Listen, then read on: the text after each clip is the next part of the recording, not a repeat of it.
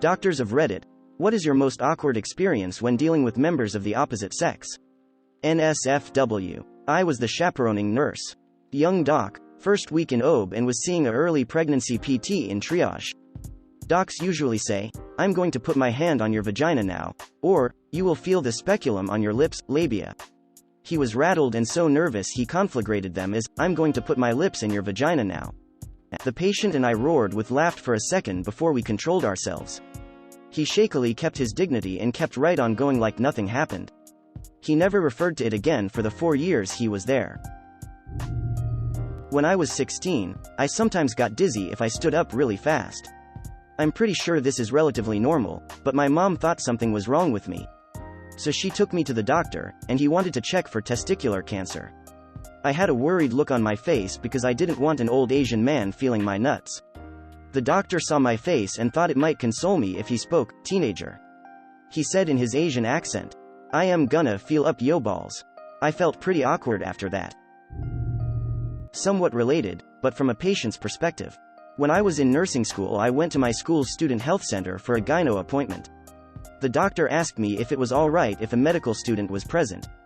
I said that was fine. She then specifies the student was male and asks me if that was still okay. I wasn't totally comfortable with that, but as a nursing student I knew how much it sucks when a patient refuses you, so I said yes.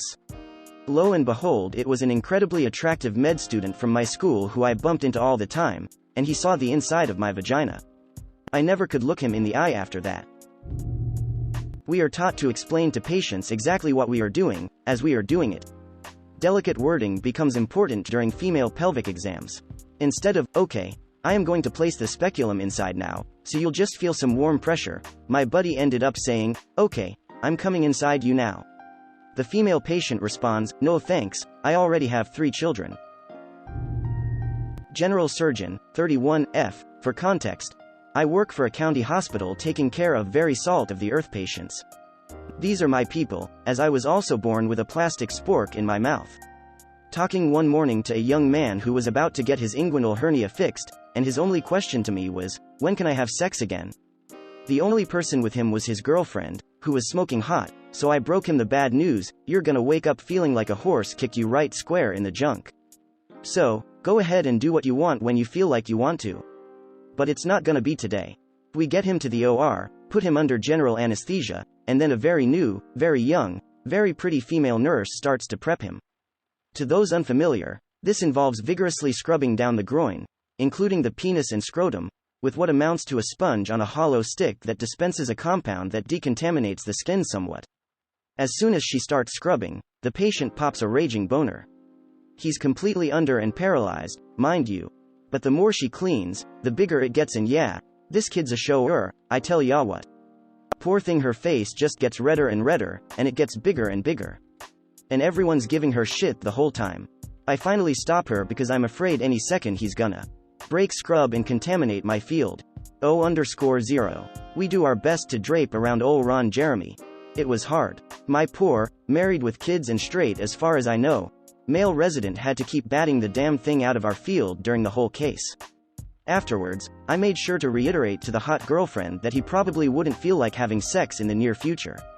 She asked me point blank if it was okay if she blew him, and I told her to go nuts. He asked me the same question when he woke up from anesthesia, and when I gave him the same answer, he gave me a knuckle bump in reply. God, I love county folk. D.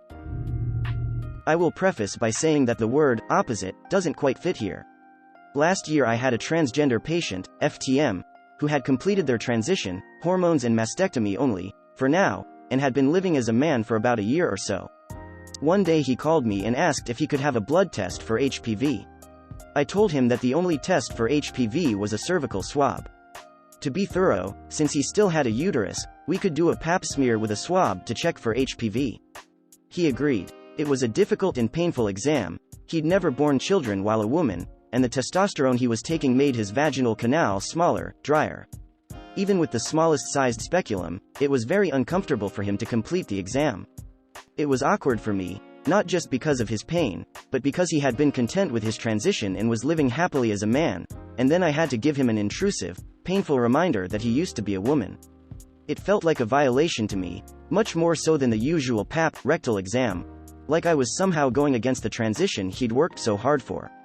Of course, to top it all off, the lab lost the HPV sample. We'll have to repeat it again sometime this year. Thankfully, at least he has an amazing attitude despite this. I still feel awful about the whole thing. Not me, but a fellow classmate in medical school. We have mock exams, and various people will sign up to be patients. They get paid a decent amount.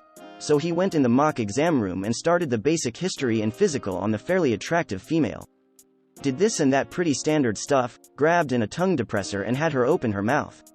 Then, nothing, he did it again, and said with bewilderment, "That is weird, you do not have a gag reflex." She smiled and gave him a coy wink. He about lost it and couldn't finish. He walks out and finds the preceptor who monitors the exam about rolling on the floor laughing. As for me, I never really had an overly awkward experience other than maybe knowing someone, which can make certain exams a little awkward.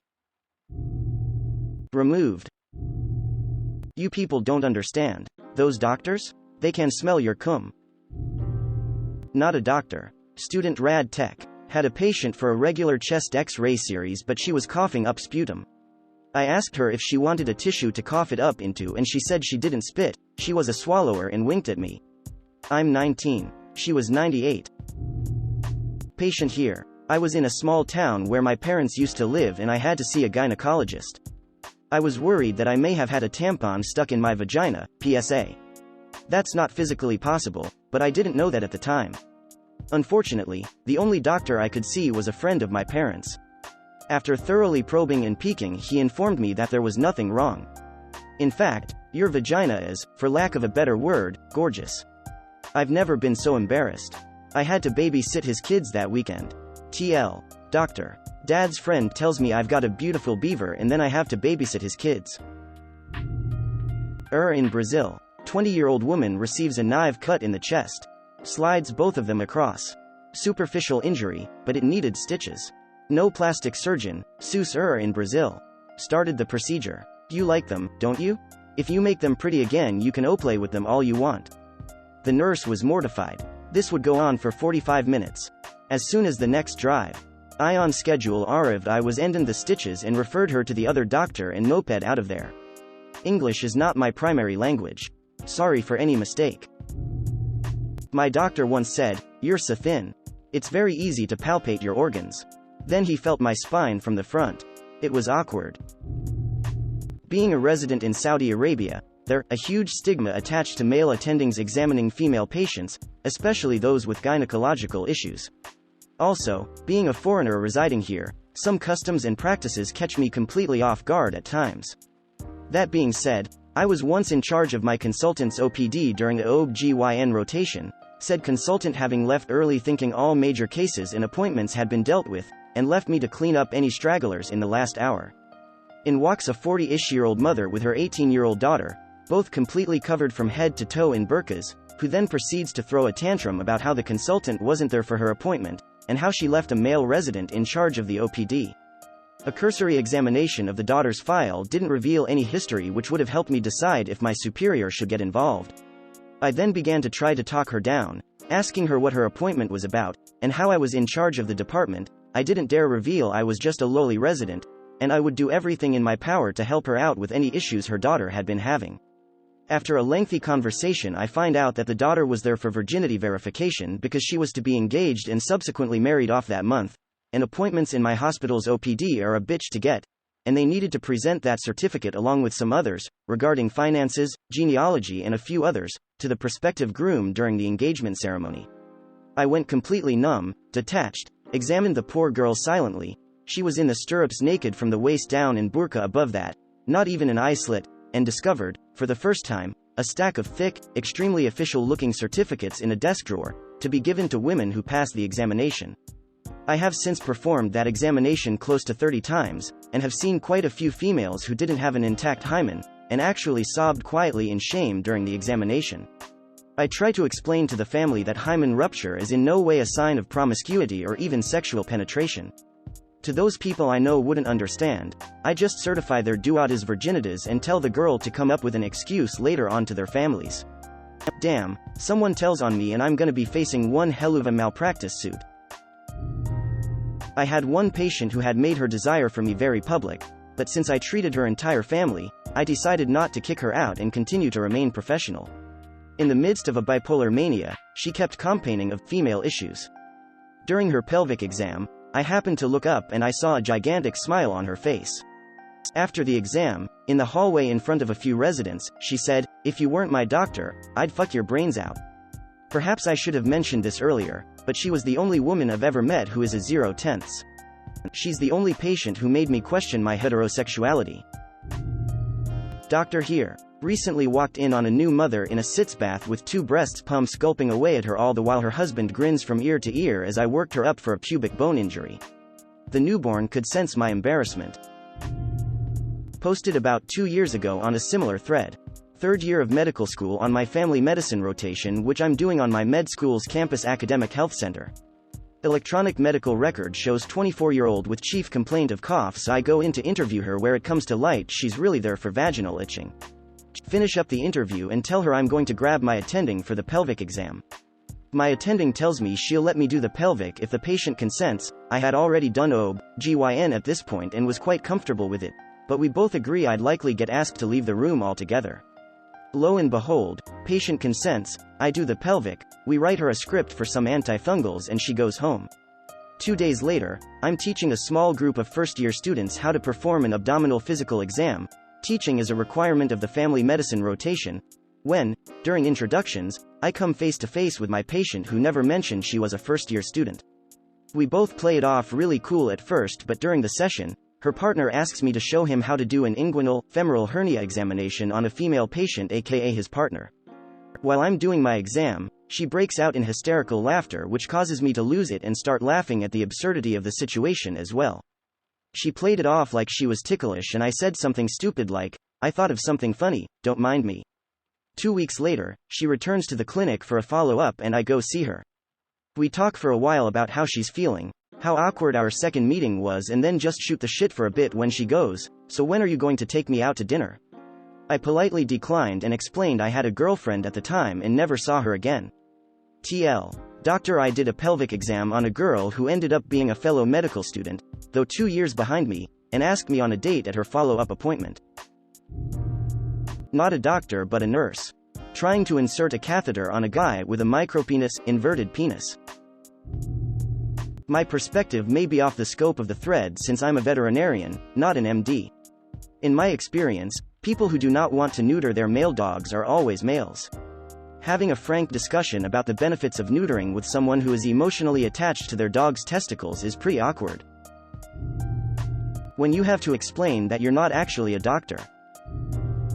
My pediatrician used to substitute this old male doctor sometimes without notifying anyone. It was almost always the days I was coming in for my sports physical. That feel when you're going to get your balls touched by a lady doctor in your early teens and then seeing an old man snapping latex gloves on.